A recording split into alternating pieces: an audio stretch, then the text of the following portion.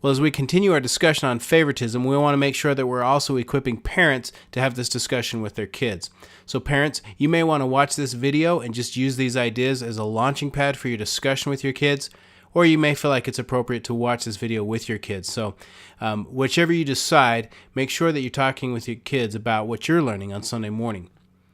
As we engage with our kids about a discussion on favoritism, it's important that they understand what we're talking about. So let's give them a simple definition. Favoritism is giving special treatment to a person or group. Now, we can start by just explaining what the Bible says about it. Remember our passage from James 2, verses 8 and 9. Indeed, it's good when you obey the royal laws found in the Scriptures. Love your neighbor as yourself. But if you favor some people over others, you're committing a sin. Also, mention Romans 2:11. God does not show favoritism. So what we can say to our kids is that God doesn't show favoritism, and He doesn't want us to show favoritism. Now, that's a fine starting place. Unfortunately, I think all of our kids have probably experienced or maybe been the victim of favoritism. I think all of our kids can identify with places in their lives where they've been treated unfairly or maybe been discriminated against, or seen a particular person or a group of people that got special treatment. So the best way to talk to our kids about favoritism is to get them to identify in their worlds places where they've seen it. So talk to your kids about places where they've experienced or seen favoritism. Maybe it's at school, and they can identify someone who maybe they think is a teacher's pet or someone who gets special treatment in a classroom.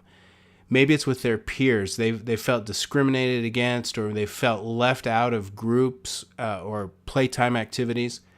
Maybe it's on a sports team. The coach seems to have their favorite players, and there's some kids that never get playing time, and maybe your kids have been a victim of that, or maybe they've just seen it in their experience. And unfortunately, a lot of kids identify with this even at home. They feel like they're treated unfairly, that maybe one of their siblings, either older or younger, is favored by parents or grandparents. And this is especially true in step families. So this opens up some great conversations just by asking your kids, are there places in your life where you have felt judged or maybe less important than somebody else? And help them to know how to identify the feelings that are sort of wrapped up around that idea. Now, once we have our kids talking about where they've experienced this and how that's made them feel, it's pretty easy then to transition into talking about how that might make others feel and how we need to be careful not to show favoritism in our own lives.